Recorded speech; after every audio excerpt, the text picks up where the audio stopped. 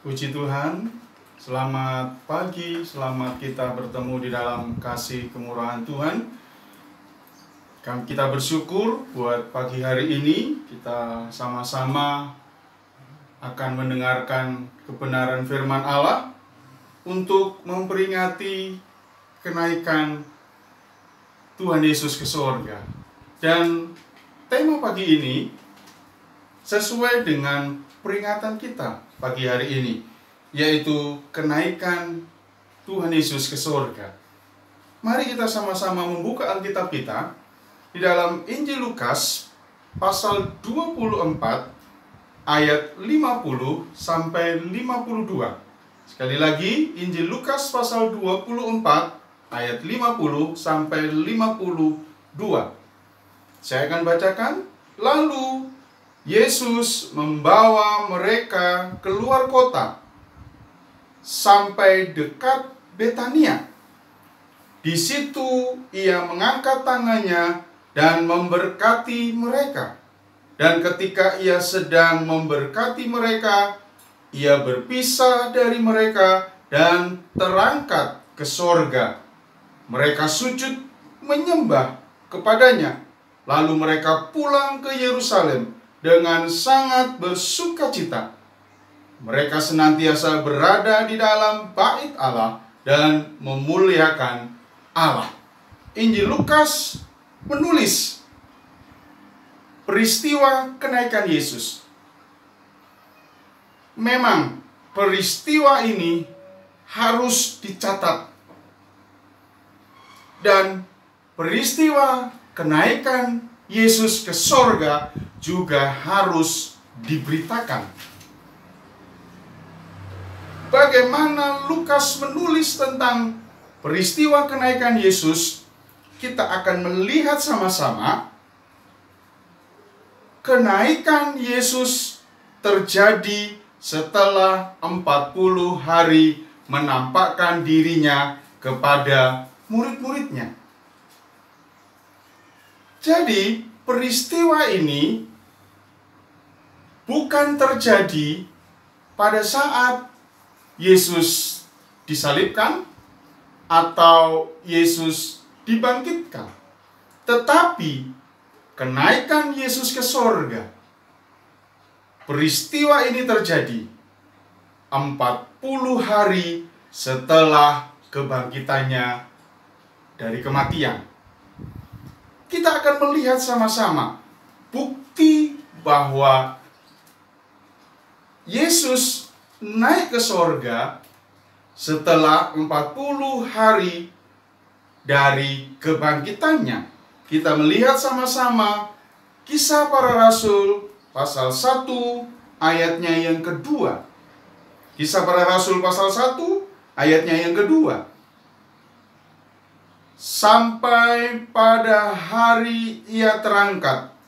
Sebelum itu ia telah memberi perintahnya oleh Roh Kudus kepada rasul-rasul yang dipilihnya. Kepada mereka ia menunjukkan dirinya setelah penderitaannya selesai, dan dengan banyak tanda ia membuktikan bahwa ia hidup. Sebab selama 40 hari ia berulang-ulang menampakkan dirinya dan berbicara kepada mereka tentang kerajaan Allah. Jadi, selama 40 hari Yesus menampakkan dirinya kepada murid-muridnya setelah kebangkitan. Selesai 40 hari, Yesus terangkat ke sorga. Saudara yang dikasihi oleh Tuhan, peristiwa kenaikan Yesus bukan sekedar dia terangkat ke sorga, tetapi ada makna yang akan kita lihat sama-sama. Tetapi sebelumnya, kita akan melihat selama 40 hari Yesus menampakkan dirinya kepada siapa? Ternyata bukan hanya kepada 12 murid atau beberapa orang saja. Alkitab mencatat ada ratusan orang mereka melihat kebangkitan Tuhan. Mari kita lihat di dalam 1 Korintus pasalnya yang ke-15. 1 Korintus pasal 15 mulai ayat ke-3 sampai 9. 1 Korintus pasal 15 mulai ayatnya yang ke-3. Sebab yang sangat penting telah kusampaikan kepadamu, yaitu apa yang telah kuterima sendiri, ialah bahwa Kristus telah mati karena dosa-dosa kita sesuai dengan kitab suci, bahwa ia telah dikuburkan dan bahwa ia telah dibangkitkan pada hari yang ketiga sesuai dengan kitab suci, bahwa ia telah menampakkan diri kepada Kefas dan kemudian kepada ke-12 muridnya. Sesudah itu ia menampakkan dirinya kepada lebih dari 500 saudara sekaligus. Kebanyakan dari mereka masih hidup sampai sekarang, tetapi beberapa di antaranya telah meninggal. Selanjutnya, ia menampakkan diri kepada Yakobus, kemudian kepada semua rasul, dan yang paling akhir dari semuanya, ia menampakkan diri juga kepadaku, sama seperti kepada anak yang lahir sebelum waktunya. Saudara yang dikasihi oleh Tuhan, lebih dari 500 orang Yesus menampakkan dirinya. Bahkan Paulus bersaksi bahwa dirinya yang paling terakhir. Jadi Paulus pun berjumpa dengan Kristus. Yesus menampakkan dirinya kepada Paulus, sehingga dia menulis kesaksian ini kepada jemaat yang ada di Korintus. Saudara, kalau kita pelajari dengan seksama bagaimana Yesus sudah mati karena pelanggaran manusia. Yesus sudah mati untuk menebus setiap dosa manusia. Lalu 3 hari kemudian Yesus bangkit.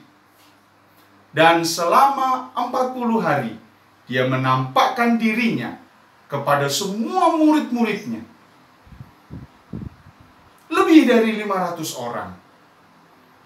Baru setelah itu dia naik ke sorga. Saudara yang dikasihi oleh Tuhan, kita belajar dari sini. Kita terus membaca kebenaran firman Allah yang ada. Dan kita melihat peristiwa ini benar-benar dicatat bahwa Yesus naik ke sorga. Kembali lagi ke Kisah Para Rasul pasalnya yang pertama ayat 6 sampai 9. Kisah Para Rasul pasal 6 pasal 1 ayat 6 sampai 9. Maka bertanyalah mereka yang berkumpul di situ, Tuhan, maukah engkau pada masa ini memulihkan kerajaan bagi Israel? Jawabnya, engkau tidak perlu mengetahui masa dan waktu yang ditetapkan Bapa sendiri menurut kuasanya. Tetapi kamu akan menerima kuasa kalau Roh Kudus turun ke atas kamu, dan kamu akan menjadi saksiku di Yerusalem dan di seluruh Yudea dan Samaria dan sampai ke ujung bumi. Sesudah ia mengatakan demikian, terangkatlah ia disaksikan oleh mereka. Saudara yang dikasihi oleh Tuhan, waktu Yesus terangkat, sebelum terangkat, Yesus berbincang-bincang kepada para muridnya, memberi pesan kepada mereka. Lalu Yesus naik ke sorga, disaksikan oleh mereka. Jadi waktu Yesus naik ke sorga, ada saksi yang melihat. Kalau kita belajar dalam Alkitab, waktu Yesus ada di bumi, Dia melaksanakan tugas dari Allah untuk menyelamatkan manusia. Semuanya ada saksinya. Waktu Yesus lahir ke dunia, ada saksi. Para gembala dan orang Majus. Dan waktu Yesus menyembuhkan orang banyak, waktu Yesus membangkitkan orang mati, Yesus memberi makan 5.000, 4.000 orang, ada yang menyaksikannya. Bahkan waktu Yesus mati di atas kayu salib, ada yang menyaksikannya. Dan pada saat Yesus dikubur, ada yang menyaksikannya. Lalu kebangkitannya, ada yang menyaksikannya. Saudara yang dikasihi oleh Tuhan, jadi setiap peristiwa yang terjadi waktu Yesus ada di muka bumi dalam rangka menjalankan tugas yang dari Bapa dan menyelesaikan semuanya, ada saksi, ada yang menyaksikan semuanya. Dan kita tahu bahwa semuanya menuju kepada kebenaran. Kalau ada saksi, pasti disitulah beritanya berita kebenaran. Kita maju terus.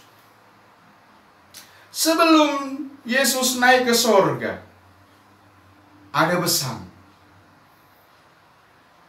Sebelum Yesus naik ke sorga, ada pesan yang disampaikannya. Yang pertama, pesannya adalah menjadi saksi Yesus untuk memberitakan Injil. Yang kedua, akan menerima kuasa kalau Roh Kudus turun ke atas kamu. Dua pesan yang pada saat itu murid-murid terima, supaya murid-murid menjadi saksi, memberitakan sampai ke ujung bumi. Dan para murid-murid akan menerima kuasa, Roh Kudus akan dicurahkan, supaya mereka boleh menjadi saksi Tuhan, bahwa proses keselamatan terjadi. Dan barang siapa yang percaya kepada Yesus, dialah yang diselamatkan. Saudara yang dikasihi oleh Tuhan, kita akan melihat sama-sama Kisah Para Rasul pasal 1 ayat 10 dan 11. Sesudah ia mengatakan demikian, terangkatlah ia disaksikan oleh mereka, dan awan menutupnya dari pandangan mereka. Ketika mereka sedang menatap ke langit, waktu ia naik itu, tiba-tiba berdirilah dua orang yang berpakaian putih dekat mereka, dan berkata kepada mereka, "Hai orang-orang Galilea, mengapakah kamu berdiri melihat ke langit? Yesus ini yang terangkat ke surga, meninggalkan kamu, akan datang kembali dengan cara yang sama seperti kamu melihat ia naik ke ke sorga. Di balik peristiwa Yesus naik ke sorga, ada perkara yang Tuhan mau sampaikan, yaitu bagaimana dia naik ke sorga. Ternyata kelak dia akan kembali. Seperti waktu Yesus naik disaksikan oleh para murid, demikian juga waktu Yesus akan kembali. Banyak orang yang akan menyaksikannya. Di balik kenaikan Tuhan, ada satu nubuatan bahwa Yesus akan kembali lagi. Sekali lagi, Yesus akan kembali lagi. Tetapi dia datang bukan untuk menyelamatkan. Dia datang untuk menghakimi. Kita lihat sama-sama. Injil Lukas pasalnya yang ketiga, ayat 17 dan 18. Yohanes pasal 3 ayat 17 dan 18. Sebab Allah mengutus anaknya ke dalam dunia, bukan untuk menghakimi dunia, melainkan untuk menyelamatkannya oleh Dia. Barang siapa percaya kepadanya, ia tidak akan dihukum. Barang siapa tidak percaya, ia telah berada di bawah hukuman, sebab ia tidak percaya dalam nama Anak Tunggal Allah. Kalau kita baca Yohanes pasal 3 ayat 17 dan 18, dia datang. Di situ dikatakan bukan menjadi hakim. Itulah kedatangan Yesus yang pertama. Dia lahir di Bethlehem. Firman Allah menulis, dia datang untuk menyelamatkan. Ayat 18 ditulis, siapa yang tidak percaya kepadanya, dia ada dalam hukuman. Tapi yang percaya, dia akan memperoleh keselamatan. Waktu dia datang ke dunia, awal dia datang menjadi manusia, tujuannya adalah untuk menyelamatkan. Tetapi kelak waktu dia datang kembali, kita lihat Yohanes pasalnya yang kelima, ayat 22. Pasal 5, Yohanes pasal 5 ayat 22. Bapa tidak menghakimi siapapun, melainkan telah menyerahkan penghakiman itu seluruhnya kepada Anak, supaya semua orang menghormati Anak sama seperti mereka menghormati Bapa. Barang siapa tidak menghormati Anak, ia juga tidak menghormati Bapa yang mengutus Dia. Aku berkata kepadamu, sesungguhnya barang siapa mendengar perkataanku dan percaya kepada Dia yang mengutus aku, ia mempunyai hidup yang kekal dan tidak turut dihukum, sebab ia sudah pindah dari dalam maut ke dalam hidup. Aku berkata kepadamu, sesungguhnya saatnya akan tiba dan sudah tiba, bahwa orang-orang mati akan mendengar suara Anak Allah, dan mereka yang mendengarnya akan hidup. Sebab sama seperti Bapa mempunyai hidup dalam dirinya sendiri, demikian juga diberikannya Anak mempunyai hidup dalam dirinya sendiri. Dan ia telah memberikan kuasa kepadanya untuk menghakimi, karena ia adalah Anak manusia. Janganlah kamu heran akan hal itu, sebab saatnya akan tiba bahwa semua orang yang di dalam kuburan akan mendengar suaranya, dan mereka yang telah berbuat baik akan keluar dan bangkit untuk hidup yang kekal. Tapi mereka yang telah berbuat jahat akan bangkit untuk dihukum. Saudara yang dikasihi oleh Tuhan,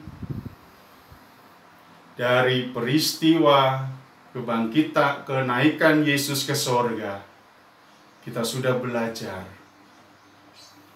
Ada banyak hal kita belajar dari sana, bahwa peristiwa itu harus dicatat dan harus diberitakan bahwa peristiwa ini memang benar. Dan kita yang percaya, biarlah kita dikuatkan dengan pemberitaan firman Allah pagi ini. Ada pesan waktu Yesus mau naik ke sorga.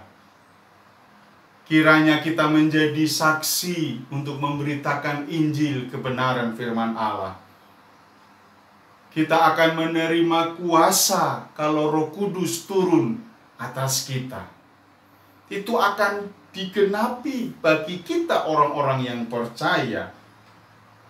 Bahkan dari peristiwa kenaikan, kita bisa melihat bahwa Yesus kelak akan datang. Bukan sebagai bayi di Bethlehem yang lahir, yaitu untuk menyelamatkan. Tetapi kelak Yesus datang kembali untuk menghakimi. Biarlah kita mau tetap berpegang teguh kepada kebenaran firman Allah. Kita yang sudah memperoleh keselamatan itu, biarlah kita mau tetap pegang terus keselamatan itu sampai akhir, sampai kita berjumpa dengan Yesus. Haleluya, puji Tuhan. Itulah kebenaran firman Allah pagi ini. Bertobatlah dan percayalah kepada Tuhan Yesus sehingga kita diselamatkan. Bukan untuk dihakimi, tetapi untuk menerima hidup yang kekal. Puji Tuhan, haleluya. Semua karena anugerah, semua karena kemurahan yang daripada Allah. Puji Tuhan, inilah pemberitaan firman Allah pagi hari ini. Kita semuanya boleh dikuatkan dan terus tetap percaya kepadanya. Seluruh sidang jemaat Tuhan yang hari-hari ini mengalami kesulitan, kuatkan hatimu, tetaplah berharap hanya kepada Dia saja. Puji Tuhan, kita akan nyanyikan satu pujian, bahwa Yesus Dialah jalan dan kebenaran dan hidup. Amin, haleluya. Syukur bagimu ya Tuhan. Amin, haleluya. Kau Tuhan adalah Bapa-Ku, Bapa yang baik, pelihara hidupku. Semua yang ada padaku lebih dari segala kasih-Mu. Yesus, Kau jalan kebenaran dan hidup, hanya padamu keselamatan hidupku. Tiada Tuhan yang seperti dirimu, Kau layakkanku memanggilmu Bapa-Ku. Haleluya, puji Tuhan. Kau Tuhan adalah Bapa-Ku, Bapa yang baik, pelihara hidupku.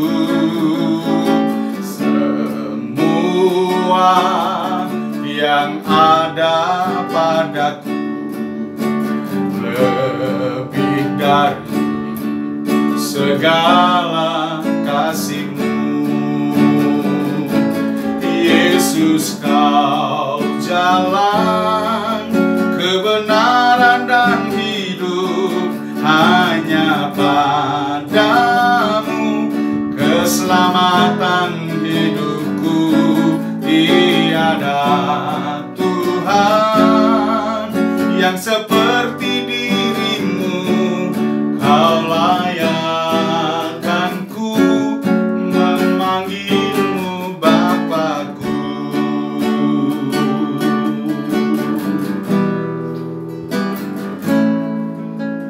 Kau Tuhan adalah Bapakku, Bapa yang baik, pelihara hidupku.